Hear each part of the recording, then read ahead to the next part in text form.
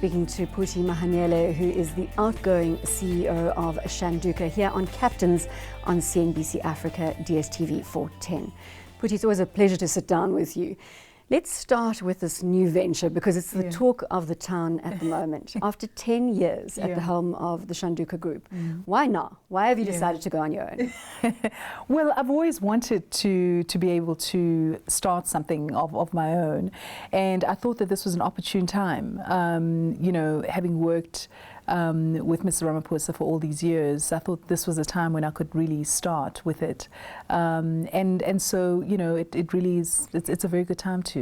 Economically, it's different, but yeah. You talk about Cyril Ramaphosa as Deputy President of South Africa. Does the nature of your relationship with him change now, considering you've been at his right hand for a 10-year period, longer? Absolutely. No, it really has changed. I mean, he doesn't have time. So, like everybody else, I barely see him either. So, yeah. What lessons have you learned from him as you go into your own venture? I really have learned a lot from him.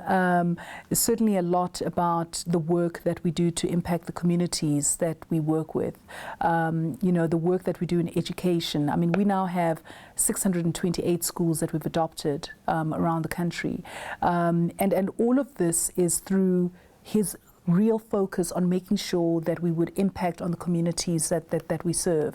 And then apart from that, it was his interpersonal skills with people, just the honesty with which he engaged with people, whether it was something good or bad, it was always with true honesty. And he engaged with us the same way, all of us. Phuti, a lot of criticism has been thrown at President Jacob Zuma, specifically around the State of the Nation address. You have, however, come out supporting him and saying that he showed extremely good leadership, especially in light of the onslaught from the EFF. Can you elaborate on that statement? Absolutely. I think, it's unfortunate that I find that we tend to be looking at the negative aspects with regards to our country. This is a time when we've got, for instance, the rating agencies looking to see, where we're going to be rated at next. I think that rather than being, the ones who are pushing forward for negative issues that we can put out there, we should be trying to find as much, of the positive messages that we can find from South Africa. And there are positive messages. I was at a breakfast just early this week where we had an international economist, and he came to speak to us. And one of the economists locally said, but what about what happened in Parliament? Surely that should be seen as very negative, And, this person said, but look at other countries, look at Ukraine, look at, where people really will hit each other, in Parliament and things of that nature. And so, I think we, as a young democracy, this is the time for us to be trying to find ways to grow our economy. This is not the time for us to be pointing fingers at ourselves, because we need to grow this economy, because the people that are going to suffer from any negative impact that we have with regards to the rating of South Africa or anything else are us. So we really need to be pushing forward the positive messages. And the reality is that there are so many positive messages on South Africa. A lot of work has been done in moving South Africa forward. So why are we not the ones who are speaking that message rather than finding negative messaging around this country? Let's move away from the politics of today. Sure. And perhaps go back a little bit into your youth. You went to one of the first multiracial private schools in the country. During the 80s, during the apartheid era. How did this shape you, this experience shape you? So this was really an incredible experience. It was in the 80s, as you say. And so I had that opportunity together with my sister to attend this multiracial school in Mill Park. And it was an incredible experience because as a child, you don't really know what is going on. All I knew, we would go into restaurants and the parents would have been arranged with the owners of the restaurants, for me to also be there with my friends. You were one of the few privileged South Africans, black South Africans at that time. Yeah, well, I was in my class, I was the only black person. So when there would be birthday parties or whatever, I would be the only black person there. And so the parents of the children in my class had to find ways to make sure that I could also participate in their children's birthday parties and all of that. And did they go out of their way to do that? They went out of their way. And you know, and that's the thing. We often don't give enough credit to people that really tried to make sure that there could be enough integration. These were parents who could have sent their children to any other school, but they found ways in the 80s to make sure that this black child could also participate in this birthday, you know, and then it was just for them to manage just the public perceptions around that, you know, and so I'm very thankful to my parents for having made that opportunity available. It was a difficult time because we were living in Soweto. So, and at the time, you know, there would be all sorts of things happening. It's difficult enough growing up anyway. Exactly. I mean, this must have added an enormous dimension to a traditional teenager growing up. Absolutely. And the troubles that we have to cope with. Absolutely. It really was, yeah. Fast track to National Sorghum Breweries, your father's business. Yes. You started here. What lessons did you learn from your father? My father was very hardworking. Very hardworking. He didn't believe in no. You know, he was the type of person who just pushed forward, you know. And I'm so thankful to have had him as someone that I could look up to, because it really taught me a lot about perseverance. Because when I look at his story, having grown up in a family that was unable to put him through a good school and all of that, he went out of his way to try and find institutions that could provide funding for his education. And this was back then, in the apartheid era. So, you know, I learned a lot about perseverance then, and the way in which you can change the circumstances. So you don't have to accept the circumstances that you have. You can change it. INJ, Yes. Fieldstone, Yes. DBSA, Yes. all track marks along your corporate career. Absolutely. How long do you feel you should stay with an organization for them to reap maximum value out of your presence or your time at a company? Yeah, I don't think that one can give it in the number of years. I think that one should look at it in terms of what you are able to gain from the company and what, you know, you're also able to give to the organization. I really think it ought to be about that mutual relationship. I think that if you don't see that fit, then you should leave. Whether it's 2 days or 3 days afterwards, you know, but you should leave, honestly. I think it is about being able to create that symbiotic, you know, partnership between yourself and the organization so that you can grow in that organization, and the organization can also benefit from your being there. You're going into uncharted territory. You've led so many successful organizations. Sure. Are you scared of failing? You know, it's funny. I don't know. It seems like I've taken some something. Can we have a little of whatever you've taken? I think the corporate South Africa would like to share in whatever magic potion you've found. But I feel quite optimistic. You know, it's an entrepreneurial venture. Maybe it will be successful, maybe it won't. You know, I'll just see, you know, and for the sake of my partners, I hope it will.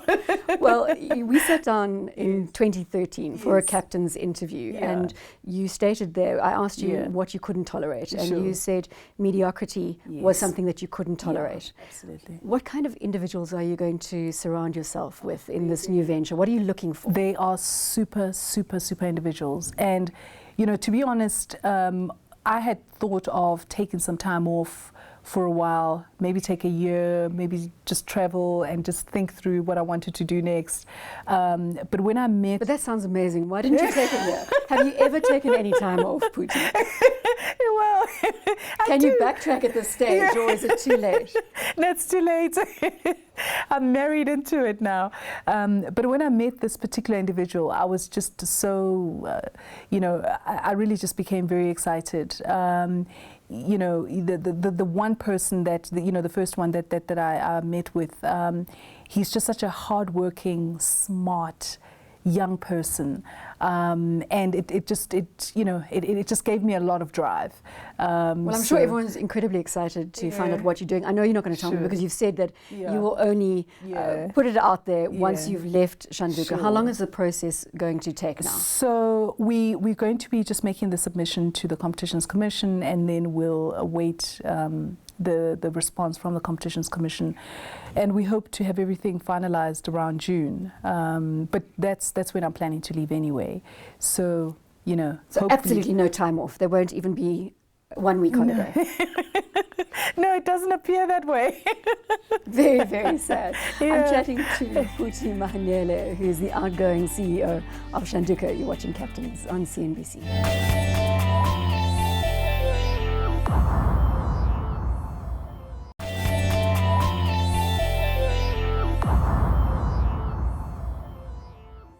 I'm chatting to Phuti Mahanyele, who's the outgoing CEO of Shanduka. Let's talk now a little about women in leadership positions. And I again refer back to the conversation that we had in 2013, where you were hugely encouraged about how women were fast-tracking in both private and public sector. Well, we're sitting here in 2015, and when I look at the list of captains, female captains that we've lined up for the show, Phuti, the sad scenario is that there are probably only 4 or 5 women who have really made their mark in corporate South Africa. Unfortunately, it is a very tough journey. I was actually speaking at a conference just recently. It was focused on energy and all of that, but on one of the days they had all of the women who are leaders in various organizations in the energy sector. When I looked at the people that were speaking and on the panel, it was really very much young professionals. They are senior, but quite young professionals. And so my hope is that with the professionals that we see now in their 30s, that we'll see the emergence of our CEOs and, all of these key executive You believe directors. there's hope for the future? And we will see, are we going to see dramatic changes, Phuti? It's difficult to say, but I see a lot of drive in that age group. I really see a lot of drive. But, once again, I think we need to be the ones who are pushing it continuously, And once again, the government and the public sector continue to be the ones who are at the forefront, really, showing the numbers. And on the private sector side, we're not. You've been a role model for so many, in fact, men and women in South Africa. Do you feel the pressure to continue being a role model as you move into this new venture? Yes, absolutely. Absolutely, I have to. Are you going to step up your level of engagement? Yeah, I'll certainly try. It's just, when you start a new venture, more of your time is taken. But I'll most certainly make an effort, because there is this real hunger from women in their 20s, 30s, they're really keen to grow in their careers. But, we need organizations that are going to give them opportunities, for the few women. Real opportunities. Absolutely, exactly, absolutely. But we're just not seeing enough of that. Yeah. I want to focus a bit on some of the highlights of your corporate career to this point. And a lot of people have sat down with you on the news of you leaving Shanduka. Yes. And out of that have come elements such as the Chinese Investment Corporation's 25% stake in Shanduka. It was the first direct investment play from the Chinese Investment Corporation into South Africa. Take me back. Yeah, it was an incredible transaction to work on. We had been looking for a partner, an international partner, to invest into Shanduka. And so when we heard from one of the banks that the CIC was here and they were interested to meet with us, we then went and met with them. And it really turned to, into a very good partnership, being able to conclude a transaction within quite a reasonable amount of time with the assistance of Standard Bank, who were working with us, was really, really hugely significant. And so that's been a great partnership. Which is interesting, because there are a lot of naysayers when it comes to Chinese investment in South Africa. You obviously are not that on that side of the equation. No, and I actually don't understand it. You know, here you have a nation that is willing to come and put funds on the African continent. Why would we be, you know, having negative sentiments against that? You know, my view is that with each transaction, you have the ability to negotiate a transaction that makes sense. Nobody forces you to go and sign a deal that doesn't make sense to you. So, you know, quite honestly, all I can say is just, you know, use your heads and just make sure that you're signing transactions that make sense to you and you're negotiating transactions that you can live up to. This FDI theme is close to your heart. You were speaking at or you spoke rather, at the US Africa Leaders Summit in Washington. That was last year. What else do we need to do to encourage that FDI? Because it is crucial to helping us with funding the infrastructure deficits that are so widely spoken about, and other deficits that we are, you know, obviously well versed on the continent. No, absolutely. It's very, very important. Actually, I'm going to be speaking at another session that President Clinton is going to be having again in the Middle East quite soon. But it is important that we do everything that we can to show South Africa as an investment destination of choice. And that is why I come back to the messaging. The messaging that we give as business leaders needs to be, you know, attractive to foreign investors. Because, you know, right now, as we speak, you know, when I go to many international forums, there's a significant, you know, focus on another country. You know, I'd rather not mention any particular names, but I find it unfortunate that a country such as South Africa, which there's been so much investment in our infrastructure. You know, we have got banks that are at the forefront in the world, not just in Africa, in the world. Why is it that, you know, we wouldn't be able to attract that foreign investment, you know? And so I think we need to be making sure that when we step out there, that we give in the right messaging.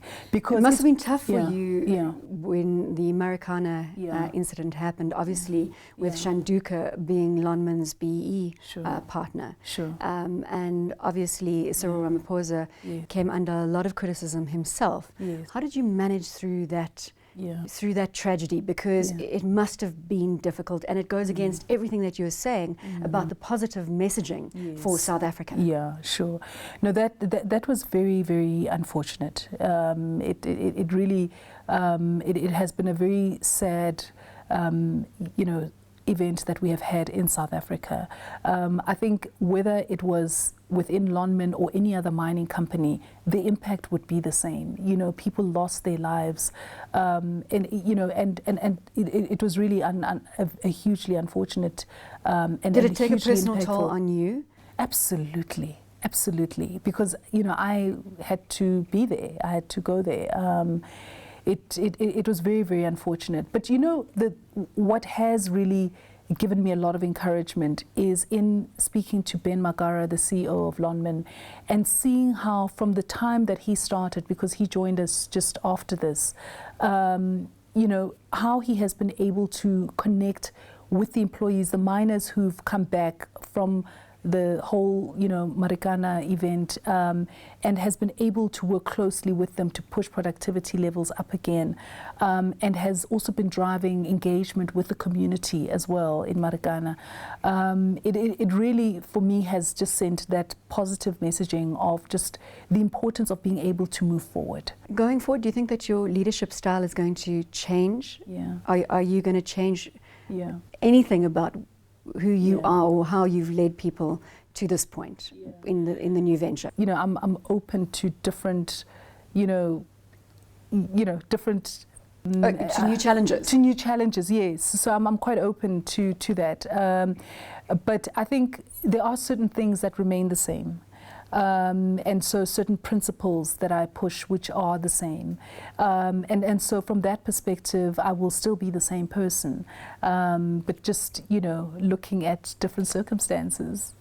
Do you think that we cater appropriately for entrepreneurs in South Africa? No, unfortunately we don't. I interact with a number of entrepreneurs, and we have the Shanduka Black Umbrellas, as you know, and many of them actually are former professionals, you know, who've decided they want to run their own businesses. But the support for them isn't there. Support not only in terms of financing, but support in terms of them learning how to become entrepreneurs, you know, because they need that support for a period of time. And unfortunately, there aren't enough institutions that provide that support. So we give a 3-year support program. It's interesting because you look at all the banks and they're all throwing money at the entrepreneurial space. Don't you think it would be, I mean, perhaps it's time to pool all the resources around entrepreneurs and have one effective support mecanism that people can choose to go to. That may be rather consolidate all these disparate resources. That could be one way. Although I must say that in looking at the different entities that are providing support, they do provide important, you know, support, and they focus on particular elements. But for us, the area that we focus on is making sure that these businesses are able to be sustainable. You know, it doesn't matter what sector they're in. For us, that's irrelevant. The important thing is that they have a business that can be sustainable for the future. And so we provide them support in that. And that's why we partner with them for 3 years, because we want to make sure that they are continuing to grow at the pace that we expect them to grow.